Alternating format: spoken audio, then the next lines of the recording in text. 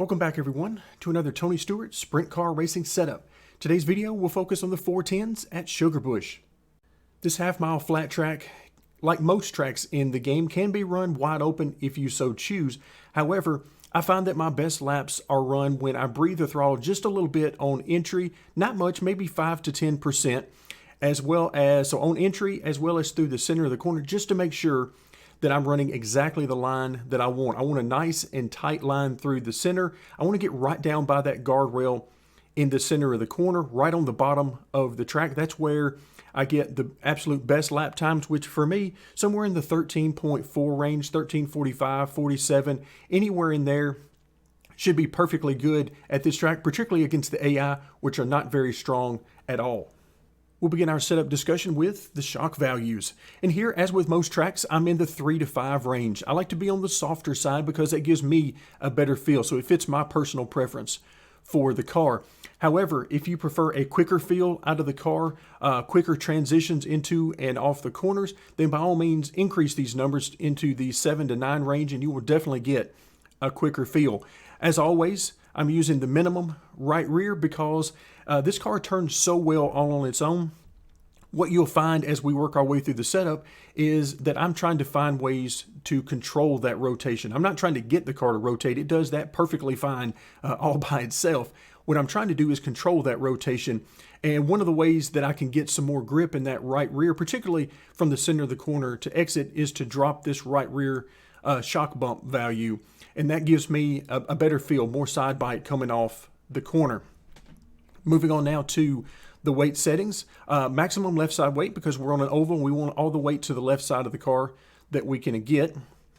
Maximum front weight. This is because I want to control that rotation. I want to slow down the rotation of the car, and by increasing the amount of nose weight that I'm using or front weight that I'm using, I get less rotation overall out of the car. So it tightens up the car, makes it more stable. If you need to free the car up, get more rotation out of the car, then drop this number to 39.0 or even 38.5, and that should certainly free up the car.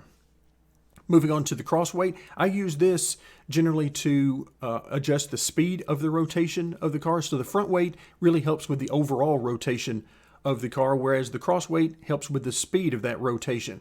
And you can see here we're at maximum 55% because I like the rotation of the car be just a little bit slower so that I can get better control, maintain more speed through the corner, and scrub off less speed in the process. But if you find that the car is just too tight for your preference, then drop this number to something like 53, 52 or lower, and that should definitely speed up the rotation of the car. Moving on finally to the front and rear heights, both of these are at the minimums. Normally, I prefer to run the front height just a little bit higher by usually about a ½ inch than the rear, and that's simply because my tendency is from time to time I get down just off the banking in the corner, in the center of the corner at the apex. Particularly, this is the case on tracks with high banking. You get to a flatter part of the track in the apex, and sometimes I duck down there, and this helps to keep the car from bottoming out so hard. But here at this track, with it being flat, I don't have to worry about that, so both of these are at the minimum. Now let's move on to the torsion bar. These are a little different than what I've been using in some respects at the other tracks. I use the torsion bars overall to balance the car tight versus loose. In other words, which end of the car do I want to control the driving more, front or rear? Here, I'm using the same on left front and left rear, also the same on right front and right rear. So the reason for that is I wanted a very well-balanced car. I didn't want the front driving the car more. I didn't want the rear driving the car more. I wanted it to be nice and balanced. In general, the higher the left front number you use, the tighter the car will be on exit. So that's a good way to control the exit of the corner. If you feel like you're just sliding the car too much, you're just too loose, then increase this left front torsion bar, and that will definitely help out with that. On the right front torsion bar, the higher you get this number, the tighter the car will be overall. I use this in particular to control the entry to the corner. If I'm just too loose on entry, then I increase this bar up to around usually 1.0 or maybe one click higher than that will do the job for me.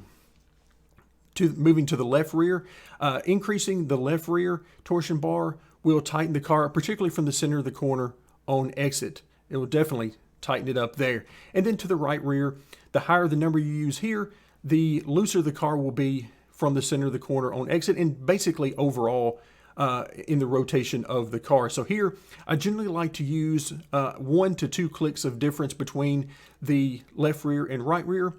The closer these numbers are together, the tighter the car will be under throttle. So that is a very good gauge and a way to simply loosen or tighten the car using the torsion bars. And then finally, the preload. You see that I'm not using any preload at all in the rear of the car. That's simply a personal preference thing. I get a better feel out of the car from the front wheels than the rear using the preload, so that's why I generally prefer to use that when possible. But as always, it varies from track to track, and I'll end up going finally with whatever works the best for me. In this case, left front preload at 2.0 stops, and that is, as I mentioned with the torsion bar. More preload in the left front tightens the car up on corner exit and really helps me to maintain speed. One of the things I generally fight is being too loose on corner exit, and this definitely helps with that.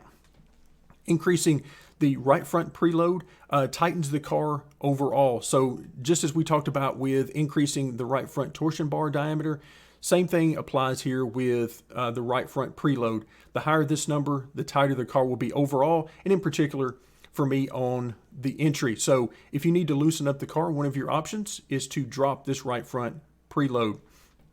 In the rear of the car, left rear preload, again, just like with the torsion bar diameter, the higher the number you use for preload, the tighter the car will be on exit. And for the right rear, exactly the opposite. The higher the number you use for right rear preload, the looser the car will be on exit. For the tire pressures, I didn't really spend a whole lot of time here, other than you can see I dropped the right rear. In general, a lower right rear tire pressure, similar to what I do with the right rear shock, just gives me a better feel overall for the car and gives me a little bit better right rear grip out of the car. The right rear is so dominant in these cars anyway. The better the feel I can get out of that corner of the car, the better. But if you feel like the car is just too tight, then increase this number back up around 9 or 10 or even higher, and that will certainly free up the car more. Moving on finally to the miscellaneous settings. So maximum left rear and right rear wheel spacing, and increasing the left rear wheel spacing will tighten up the car overall. So if you're looking to loosen the car, one of your options is to drop this left rear wheel spacing to around 14.0 or lower, and that will certainly loosen the car up overall. The right rear is the exact opposite. Reducing this number down to 18.5 or lower will tighten up the car. So reducing this right rear spacing tightens up the car overall. So again, some very useful adjustments there in loosening or tightening the car just by using these miscellaneous settings alone.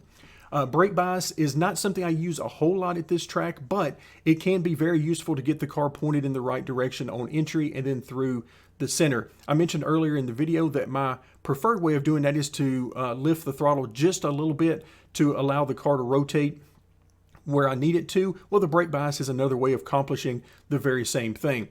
So with the brake bias, the higher the number you use, going higher than this, around 70, 75, and so on, will tighten the car under braking. So the car will want to go straighter whenever you use the brake.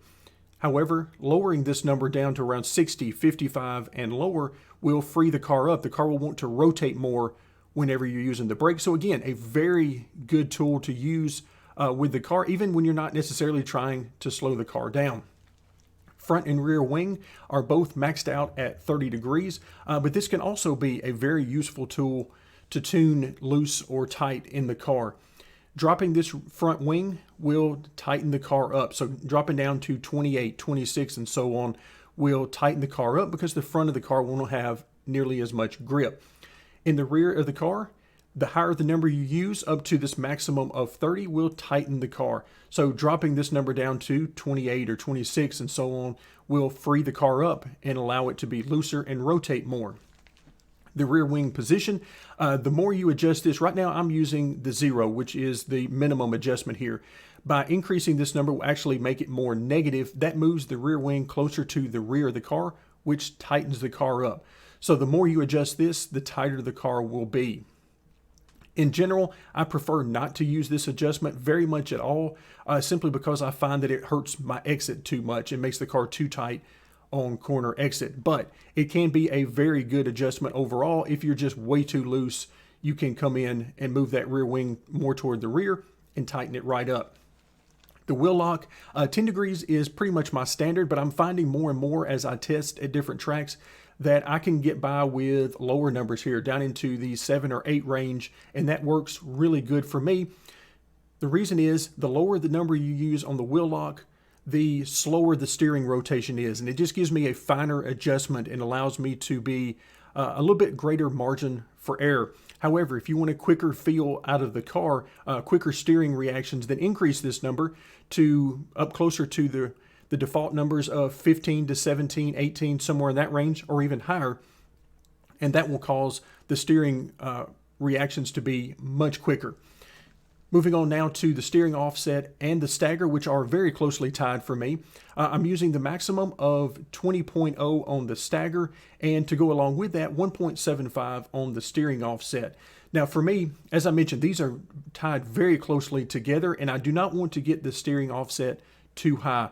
And generally 1.75 is about the highest I will use, because if I get much higher than that, the car will start to want to turn to the right. It will pull to the right on the straightaway, which is very disconcerting whenever you're trying to gauge going straight versus turning to the left and so on. So 1.75 is about the max that I will ever use, but as always, test that out and see what works best for you. The steering offset is about how much to the right do you want to turn the wheel whenever you're trying to go straight in the car. For me, I prefer to go a neutral steering wheel, meaning that no steering input at all, or as close as I can get to that on a general basis. If you want to turn more to the right, then reduce this number down to 1.5, 1.2, and so on, and that will certainly have you turning more and more to the right. As far as the tire stagger goes, this is the right rear stagger that we're dealing with. The higher the number you use up to this maximum of 20.0, that will have the car pulling harder and harder to the left.